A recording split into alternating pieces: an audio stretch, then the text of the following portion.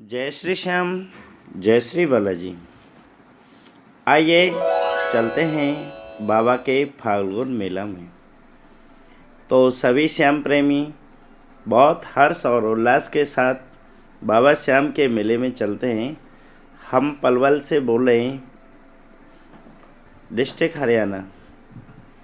जी, आपको जानकर खुशी होगी कि एक श्याम प्रेमी जब दूसरे श्याम प्रेमियों को न्योता देते हैं कि बाबा के उस समय चल रहे हैं तो बड़ी खुशी आती है। ऐसे समझो एक शादी के प्रोग्राम में जा रहे हों तो बड़े ही हर्ष और उल्लास का समय है। और जो फागुन का महीना जो होता है, ना इसमें गर्मी होती है ना इसमें सर्दी होती है, यानी कि ये एसी और नॉन एसी दोनों का ही काम करते हैं। तो वातानुकूलित मौसम होता है तो इसमें सभी बड़े प्यार से और धूमधाम से होली मनाते हैं। और बाबा श्याम ने तो इस महीने में अपना शीश का भी दान दिया था। तो इसमें बड़े खुशी के साथ बाबा ने अपना शीश दान में दिया था। तो सभी श्याम प्रेमी मेरी बात को ध्यान से सुने।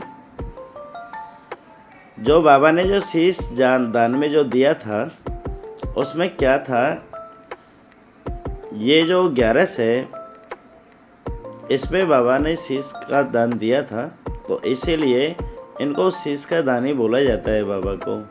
बोल शीश के दानी की जय, बोल हारे के सहारे की जय। हारे का सहारा इनको क्यों बोलते हैं कि जो दुनिया से जो हार जाता है उसका बाबा साथ देता है, इसलिए बाबा को हारे का सहारा भी बोला जाता है।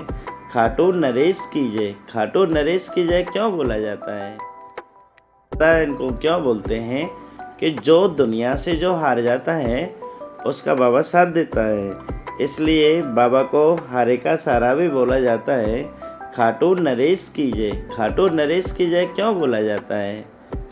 आप सभी श्याम प्रेमियों को तो मालूम होगा कि खाटू नरेश की जय, जो खाटू के राजा है तो इसलिए इनको नरेश बोलते हैं।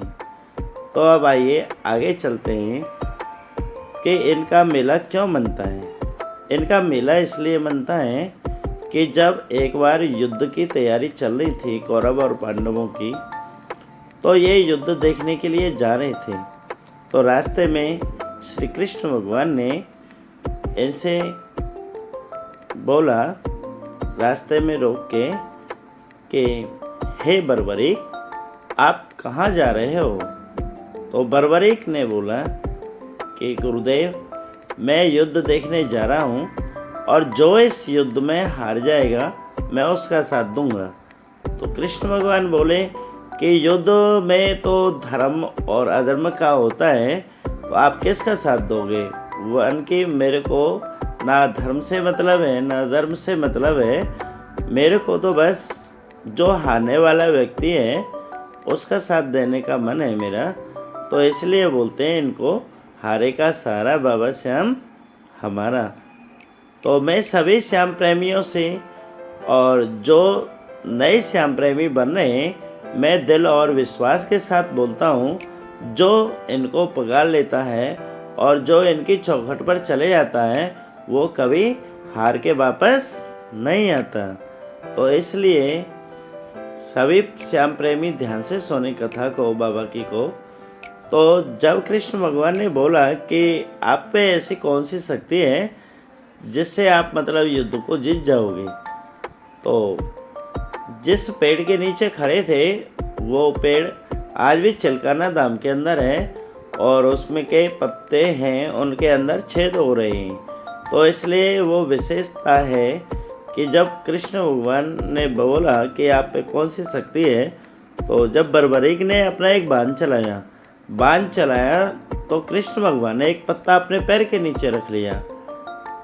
पत्ता जब पैर के नीचे रख लिया तो जब पत्तों में सारों में जब छेद हो गए एक ही तीर से, तो कृष्ण भगवान के पैर के ऊपर जब तीर घूमने लगा तो कृष्ण भगवान ने अपना पैर हटा लिया। हटाने से उस पत्ते में भी छेद हो गया। तो उस जगह का नाम चिलकाना धाम बोलते हैं। ये चंडीगढ़ रोड पर है पानीपत के पास है। तो आपका जब मन हो, जब दिल हो, तो इस धाम पे भी होके आइए। ये भी धाम बहुत अपने आप में महत्व रखता है। तो इसके बाद फिर कृष्ण भगवान बोले कि इस युद्ध में अगर मैं अपना शीश देता हूँ तो युद्ध कैसे होगा, और अर्जुन अगर इस शीश को देता है तो आपके परिवार से आपका बुजुर्ग चले जाएगा, और अगर आप इसमें शीश देते हो तो आप एक पुत्र अधिकार के रूप में दान दे सकते हो। तो जब बर्बरीक ने अपना जब शीश दिया दान में, तो खुशी खुशी से दे दिया मेरे बाबा ने शीश। आज की डेट में, आज की दुनिया में कौन अपना शीश दान में दे सकता है। तो ये बड़े दुख की भी घटना है कि एक बाबा ने हमारे ने शीश दे दिया, और आप पे एक बाबा के दर्शनों के लिए नहीं जाया जाता है। और आप और हम इतने स्वार्थी हो चुके हैं कि बाबा कोई काम करेगा तो हम बाबा के दर्शनों के लिए जाएंगे, और बाबा कोई काम नहीं करेगा तो हम दर्शनों के लिए नहीं जाएंगे। तो ऐसा मत कीजिए मेरे श्याम प्रेमियों।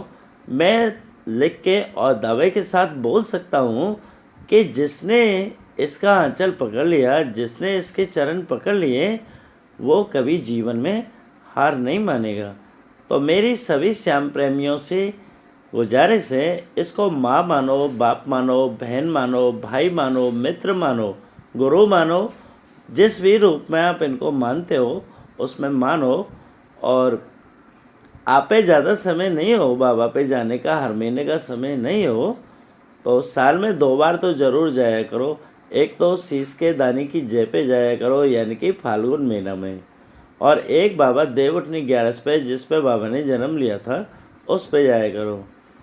तो जय श्री श्याम, जय श्री बालाजी।